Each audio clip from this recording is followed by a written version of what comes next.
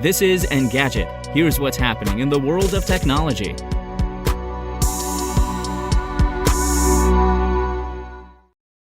It's Wednesday, September 1st. Google is once again pushing back its return to in-person work. CEO Sundar Pichai told employees the company is delaying the mandatory return to office until January 2022. The current voluntary scheme will last through January 10th. From then on, Google's offices will make the decisions about when and if to make office work mandatory. Staff will be notified 30 days in advance if they're required to show up. The internet pioneer previously hoped to institute a hybrid work week on October 18th, with staff coming in for 3 out of 5 days. That, in turn, was later than the originally planned September return.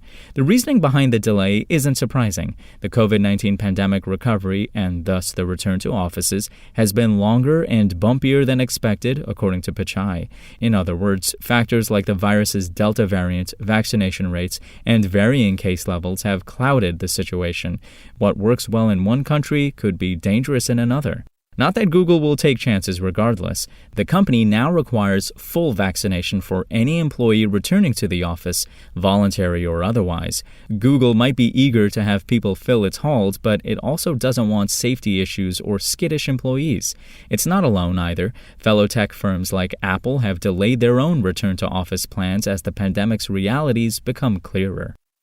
And LinkedIn is ditching Stories. The company will shut down the feature by the end of September, a year after rolling it out. As it turns out, ephemeral posts aren't a perfect fit for every social network. Perhaps with ROI and KPIs in mind, LinkedIn says its users want videos that stay on their profiles permanently, not ones that vanish. In developing Stories, we assumed people wouldn't want informal videos attached to their profile and that ephemerality would reduce barriers that people feel about posting, Liz Lee, LinkedIn's Senior Director of Product, wrote.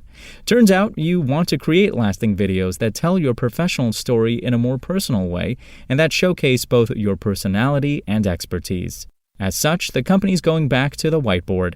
It's taking what it learned from Stories, such as users wanting creative tools to liven up videos in a professional way, to create a reimagined video experience across LinkedIn that's even richer and more conversational. Just about every major social network hopped on the Stories bandwagon after the likes of Snapchat and Instagram found huge success with the format. Although the feature has proven a hit on the likes of YouTube and Facebook, Stories haven't taken off on every platform. Twitter recently shut down Fleets, its take on Stories, less than 9 months after launching the feature. If you want to catch the latest tech news as it's happening, check out Engadget.com or tune in again every weekday.